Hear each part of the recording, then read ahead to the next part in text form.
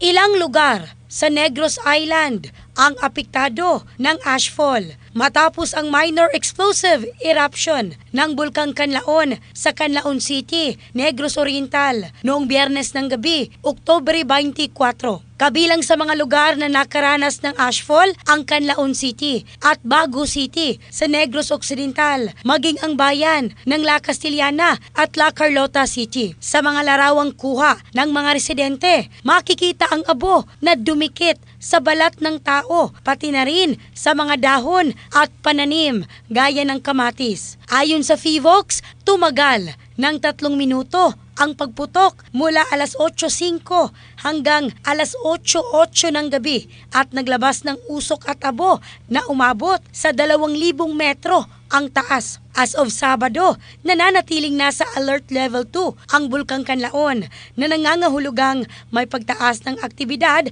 at pag-alboroto nito. Pinayuhan ng mga otoridad ang mga residente na manatili muna sa loob ng bahay, magsuot ng face mask kung lalabas at bantayan ang mga opisyal na abiso ng FIVOX at lokal na pamahalaan.